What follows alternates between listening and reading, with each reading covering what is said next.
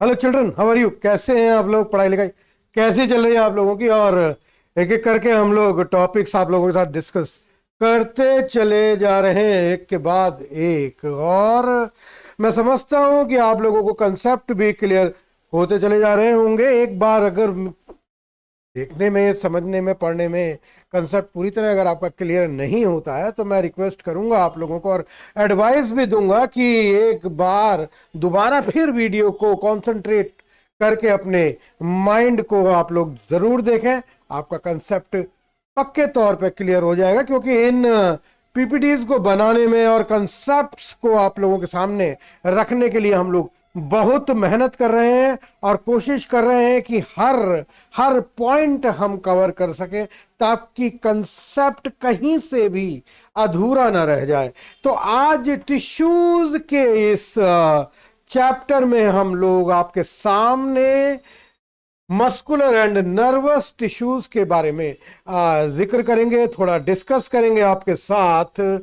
और ये इस चैप्टर की लास्ट स्लाइड होगी थ्योरी पार्ट की, राइट? तो चलिए बात करते हैं मस्कुलर टिश्यूज की। सबसे पहले देखिए बच्चों, मस्कुलर टिश्यूज, सबसे पहली बात यह है कि ये जो सेल्स हैं इस टिश्यूज के अंदर, ये लंबी इलोंगेटेड सेल्स होती हैं और नैरो सेल्स होती हैं, जिनको हम मसल फाइबर कहते हैं। इनको हम मसल फाइबर कहते हैं। This tissue is responsible for movement in our body. हमारे शरीर में हम अपना हाथ हिला रहे हैं, हम अपना पैर हिला रहे हैं, हम अपनी गर्दन हिला रहे हैं, या जितने भी मूवमेंट, हमारे इवन हमारी आंखें भी मूव करती हैं इधर उधर देखने में, तो वो सब पॉसिबल हो पाता केवल और केवल मसल्स की ही हेल्प से। Muscle contains special proteins called contractile proteins. इस प्रोटीन की क्या खास बात होती है? देखिए, कॉन्ट्रैक्टाइल, मैं अंडरलाइन कर रहा हूं इसको। कॉन्ट्रैक्टाइल प्रोटीन की खास बात होती है कि they contract and relax to cause movement. देखिए, मसल्स के अंदर जो कॉन्ट्रैक्शन होता है और साथ साथ जो रिलैक्सेशन होता है, वही मसल्स को मूव करने में हेल्प करता है। अगर ये कॉन्ट्रैक्शन और रिलैक्सेशन मसल्स में ना हो तो कभी भी मसल्स मूव नहीं कर पाएंगी। और ये मूवमेंट या कॉन्ट्रैक्शन एंड रिलैक्सेशन के लिए बच्चों एक खास प्रोटीन इन मसल्स में होती है, जिसे कॉन्ट्रैक्टाइल प्रोटीन कहा जाता है। चलिए आगे चलते हैं।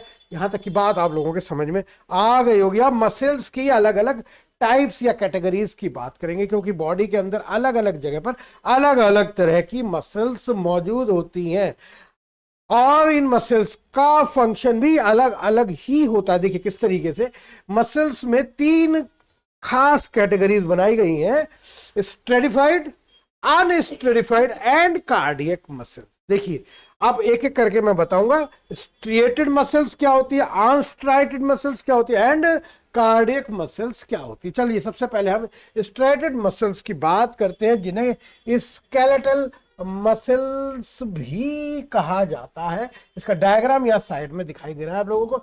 इसकी सबसे बड़ी खास बात यह होती है कि ये अपनी विल के अकॉर्डिंग काम करती हैं, और इसको हम वॉलेंट्री मसल्स भी कह सकते हैं। वॉलेंट्री मसल्स के नाम से भी इनको हम जानते हैं। विल यानी कि हम चाहें तो अपना हाथ इस तरीके से कर सकते हैं, ये हमारी अपनी इच्छा पर डिपेंड करता है। तो ऐसी मसल्स जो हमारी इच्छा के हिसाब से काम करें, हमारी बॉडी में हाथ पैरों के मूवमेंट, हमारी गर्दन के मूवमेंट, ये सारे ही मूवमेंट वॉलेंटरी मसल्स की हेल्प से होते, क्योंकि वॉलेंटरी मसल हमारी अपनी विल के हिसाब से काम करती हैं। राइट बच्चों? ऑन प्रॉपर स्टेनिंग, अगर जब हम इन मसल्स को रंग कलर करते हैं तो इसमें कुछ हिस्सा डार्क और कुछ हिस्सा लाइट दिखाई पड़ता है, यानी कि इसके ऊपर स्ट्राइएशंस या पट्टियां पाई जाती हैं लाइट एंड डार्क बैंड्स की। ऑल्टरनेटली ये light and dark bands in muscles में दिखाई देते हैं ऑन स्टेनिंग। ये लाइट बैंड आपको दिखाई दे रहा है, तो ये साथ साथ फिर डार्क बैंड, उसके बाद में फिर लाइट बैंड, फिर डार्क बैंड, इस तरीके से ये लाइट एंड डार्क बैंड्स यहाँ पर मौजूद होते हैं, राइट। तो इन्हीं स्ट्राइएशंस की वजह से इसको हम स्ट्राइटेड मसल्स के नाम से पुकारते हैं। And the cells of this tissue are long, cylindrical and unbranched as well as multi nucleate. एक सेल के अंदर एक से ज्यादा न्यूक्लियस का मौजूद होना मल्टी न्यूक्लिएट कहलाता है। बाकी लॉन्ग, सिलिंड्रिकल एंड अनब्रांच्ड, यानी इनके अंदर कोई शाखा नहीं है, कोई ब्रांच नहीं है, सीधी सीधी सेल्स ये होती, राइट। तो आई होप स्ट्राइटेड मसल्स के बारे में आपको समझ में आ गया होगा। स्ट्राइटेड यानी कि स्ट्राइएशंस का प्रेजेंट होना मसल्स पे। Striations means light and dark bands, okay. तो वॉलेंटरी मसल्स भी कहते हैं क्योंकि ये हमारी इच्छा के हिसाब से काम करती हैं। अब अगर हम बात करते हैं अनस्ट्राइटेड मसल्स की, तो ये हमारी इच्छा के हिसाब से काम नहीं करती हैं, राइट। हमारी बॉडी में बहुत सारे मूवमेंट ऐसे होते हैं, हमारी आंखों की आइरिस का मूवमेंट, हमारे हार्ट की मसल्स, हमारे फेफड़ों में लगातार मूवमेंट्स होते रहते हैं जिन पे हमारा कोई जोर नहीं चलता अपने हिसाब से। यूट्रस में और बहुत सारी जगह पर बॉडी के अंदर कुछ ऐसे मूवमेंट्स होते हैं जो हमारी इच्छा के हिसाब से नहीं चलते। बच्चों, हमारा दिल हर वक्त धड़कता रहता है। अगर हम चाहें कि कुछ समय के लिए अपनी इच्छा के अनुसार इस दिल का धड़कना रोक सके तो क्या हम रोक पाएंगे? नहीं। तो इस तरीके से ऐसे मूवमेंट्स इनवॉलेंटरी मूवमेंट्स कहलाते हैं। और यहाँ पर जो वो मसल्स इस फंक्शंस को परफॉर्म करती हैं इनवॉलेंटरी मसल्स कहलाती हैं। दीज आर इनवॉलेंटरी, और इन पे किसी तरीके के स्ट्राइएशंस यानी कि डार्क बैंड या लाइट बैंड्स नहीं पाए जाते, इसलिए इनको अनस्ट्राइटेड मसल्स कहा जाता है, right. The cells are long and uninucleate. ये सेल्स लॉन्ग है, यूनिन्यूक्लिएट है, विद पॉइंटेड एंड्स। इनके जो सिरे हैं ये पॉइंटेड आपको दिखाई दे रहे हैं। न्यूक्लियस एक ही दिखाई दे रहा है एक सेल के अंदर। The movement of food in alimentary canal, हमारी देखिए हम कुछ भी खाते हैं एक लिमिट तक हमारे कंट्रोल में रहता है, लेकिन एक बार वो फूड अंदर खिसका, उसके बाद हमारा कोई जोर नहीं चलता कि वो फूड अब कहाँ कहाँ कहाँ कहाँ पहुंच रहा है। हम उसको रोक नहीं सकते हैं क्योंकि वहां पर भी जो मूवमेंट्स हो रहे हैं वो इनवॉलंटरी मसल्स के द्वारा ही हो रहे हैं। और इसी तरीके से जो हमारी ब्लड वेसल्स यानी कि वो नलियां जिनमें खून बहता है उन पर भी हमारा कोई जोर नहीं है कि वो कब कॉन्ट्रैक्ट होती है या कब रिलैक्स होती है, कैसे होती है, इस पर हमारा कोई जोर नहीं चलता है। तो बहुत सारे एग्जाम्पल्स मैंने इनवॉलंटरी मसल्स के आपके सामने शो किए हैं।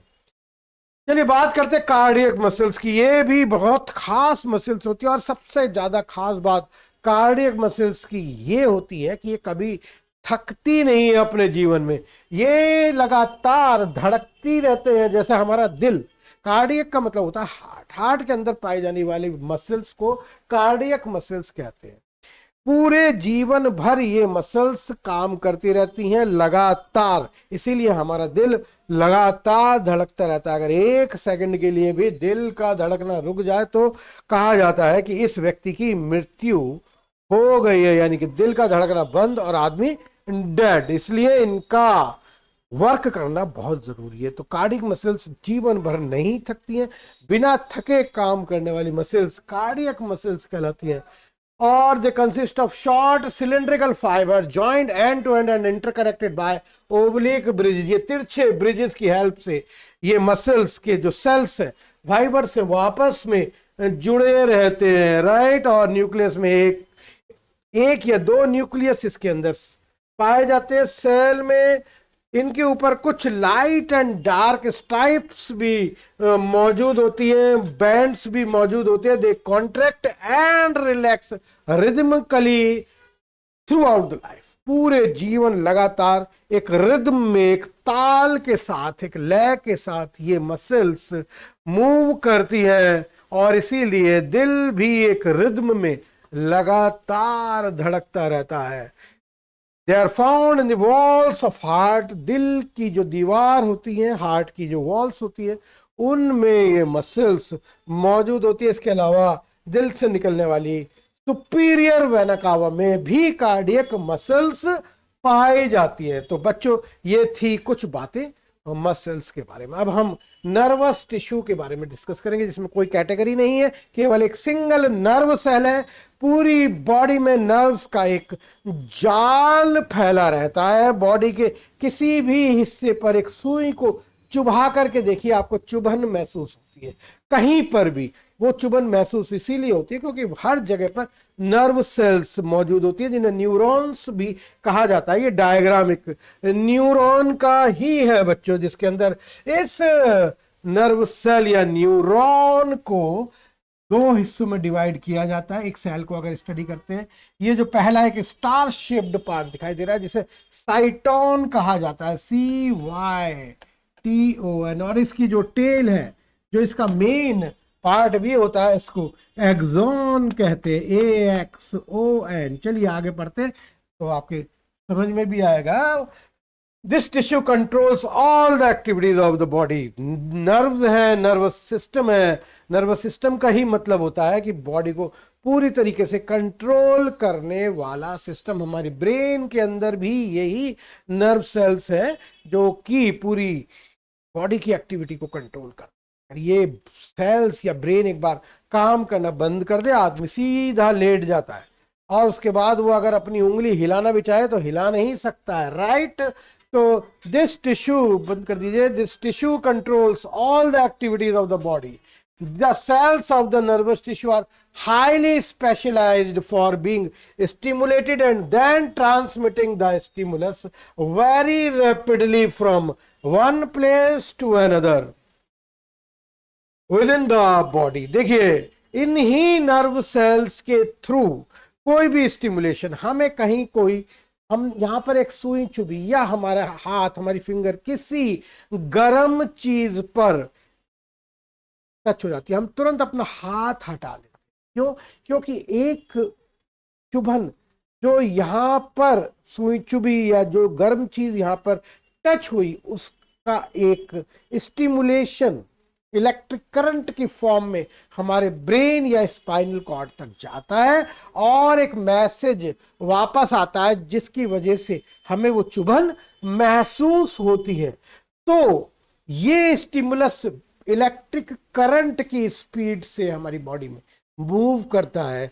यानी कि आपने देखा होगा कि जिधर बिजली का स्विच ऑन किया और उधर लाइट जल गई, यानी कि ये करंट की स्पीड है। ठीक इसी तरीके से इधर कोई सुई चुभी और उधर हमें उसकी चुभन महसूस हुई, जबकि इस बीच में वो मैसेज ब्रेन तक गया और वापस इन मसल्स तक आया। इसका मतलब ये हुआ कि इलेक्ट्रिक करंट की स्पीड से, यानी कि वेरी रैपिडली, ये मैसेजेस, ये स्टिमुलस हमारी पूरी बॉडी में मूव करते हैं from one place to another.